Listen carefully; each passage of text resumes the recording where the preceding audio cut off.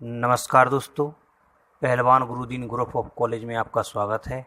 मैं आकाश कुमार आज आपके लिए लेकर आया हूं एक नई वीडियो, जिसमें हम बात करेंगे आज अपराध की परिभाषा एवं प्रकृति के बारे में, क्राइम डेफिनेशन एंड नेचर।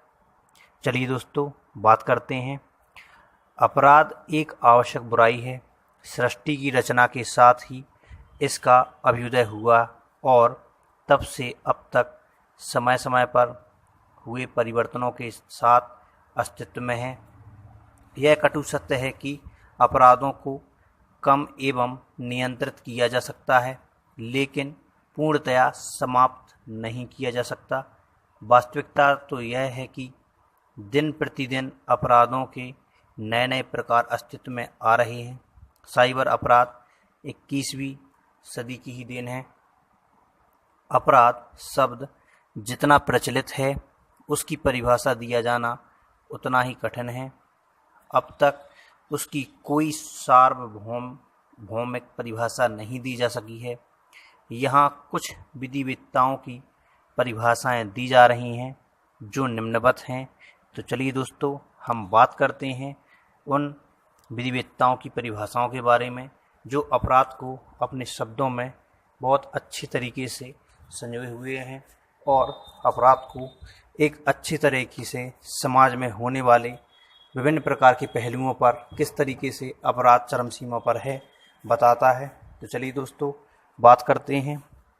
विख्यात अपराध शास्त्री गिलिन के अनुसार अपराध एक ऐसा कृत्य एवं दुराचरण है जो समाज के लिए हानिकारक एवं स्थानीय विधि का उल्लंघन है। ब्लैकस्टोन कहते हैं कि अपराध एक ऐसा कार्य या लोप है जो सार्वजनिक विधि के उल्लंघन में किया जाता है तथा जो राज्य द्वारा निषिद्ध है।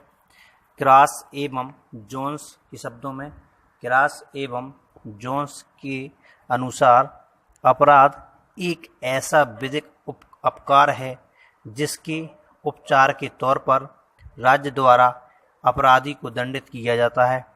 सदरलैंड के शब्दों में सदरलैंड के अनुसार अपराध को परिभाषित किया गया है। सदरलैंड कहते हैं अपराध मानव का एक ऐसा आचरण है जिससे आपराधिक विधि का उल्लंघन अथवा अतिक्रमण होता है।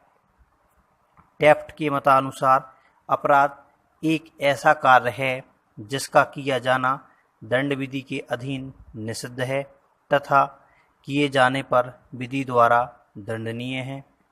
स्टीफन के अनुसार अपराध की परिभाषा दी गई है। स्टीफन कहते हैं अपराध से अभिप्राय ऐसे अधिकारों के अतिक्रमण से है जिसका परिमाप उस अतिक्रमण से संबंधित समाज में फैली हुई दुष्कृतियों से है। हेल्सबरी कहते हैं अपराध लोकहित के विपरीत एक ऐसा अवैध कृत्य है जिसे कारित करने वाले को विधि अनुसार दंडित किया जाता है। ऑस्टिन के मत में अपराध वे अवैधानिक कार्य हैं जिनके साबित हो जाने पर न्यायालय द्वारा अपराधियों को दंड दिया जाता है और ऐसे दंड में कमी करने का एकमात्र अधिकार राज्य को होता है।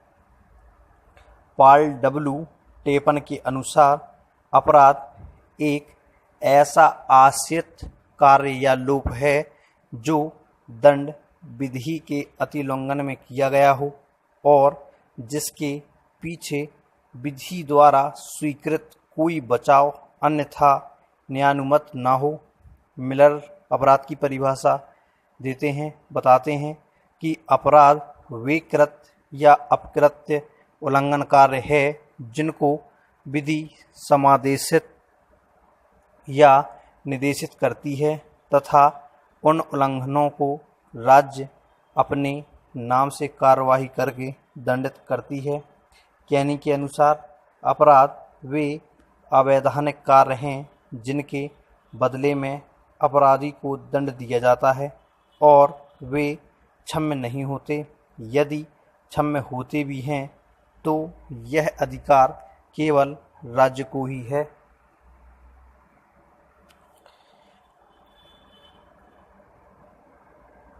बेंथम के अनुसार अपराध से अभिप्राय ऐसे कार्यों से है जिन्हें विधायिका द्वारा अच्छे या बुरे कारणों से निषिद्ध कर दिया जाता है।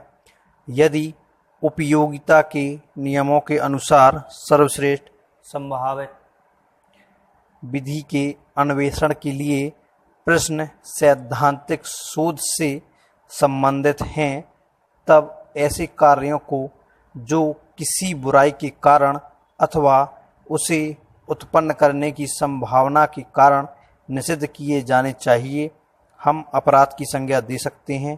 थॉमस के अनुसार crime is an action which is antagonistic to the solidarity of that group which the individual considers as him own। Paton के अनुसार in crime we find that the normal marks are that the state has power to control the procedure, to remit the penalty or to inflict punishment। लक्षण उपरोक्त परिभाषाओं से अपराध के निम्नांकित लक्षण परिलक्षित होते हैं। का अपराध एक अवैध कार्य या लोप है। खा यह विधि द्वारा निषिद्ध है। गा यह विधि द्वारा दंडनीय है। घा यह किसी व्यक्ति के वैध अधिकारों का अतिक्रमण है। अंगा कहता है यह सामाजिक हितों के प्रतिकूल है। तथा चा कहता है इसमें राज्य की ओर से और अपने नाम से अभियोजन चलाया जाता है। इस प्रकार अपराध का मुख्य लक्षण ऐसा कार्य अथवा लोप, एक्ट और ओमिशन जो विधि द्वारा दंडनीय हो। यदि कोई कार्य अथवा लोप जो चाहे कितना ही बुरा क्यों ना हो विधि द्वारा दंडनीय नहीं है तो उसे अपराध नहीं कहा जा सकता। इस संबंध में गांगुला मोहन रेड्डी बनाम स्टेट ऑफ आंध्र प्रदेश का एक उद्धरणीय मामला है। इसमें उच्चतम न्यायालय द्वारा आत्महत्या को अपराध नहीं माना गया है, क्योंकि भारतीय दंड संहिता में ना तो इसकी परिभाषा दी गई है और ना ही इसे दंडनीय बनाया गया है। अपराध एवं दुष्कृति में अंतर।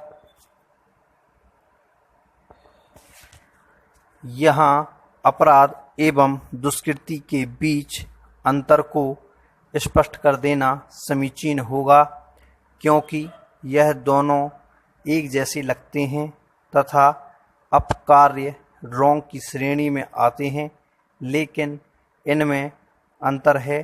यथा अपराध पॉइंट नंबर 1 कहता है अपराध एक आपराधिक अपकार्य क्रिमिनल रॉन्ग है, जबकि दुष्कृति एक सिविल अपकार्य सिविल रॉन्ग है।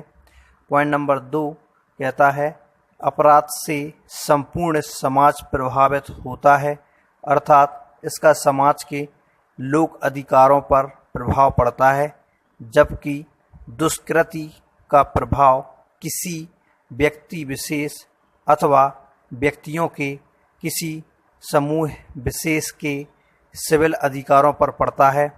पॉइंट नंबर 3 कहता है अपराध के विरुद्ध कार्यवाही करने का अधिकार स्वयं पीड़ित व्यक्ति को होता है या फिर राज्य स्टेट को, जबकि दुष्कृति के विरुद्ध कार्यवाही किसी तीसरे व्यक्ति द्वारा भी की जा सकती है। अपराध पॉइंट नंबर 4 कहता है अपराध के लिए दिया जाने वाला दंड शारीरिक अथवा आर्थिक कारावास एवं जुर्माने के रूप में कैसा भी हो सकता है, जबकि दुष्कृति में केवल धन के तौर पर क्षतिपूर्ति का आदेश दिया जाता है। पॉइंट नंबर 5 कहता है अपराध में आशय, इंटेंशन और मेंसरिया एक महत्वपूर्ण तत्व होता है, जबकि दुष्कृति में इसका होना आवश्यक नहीं है।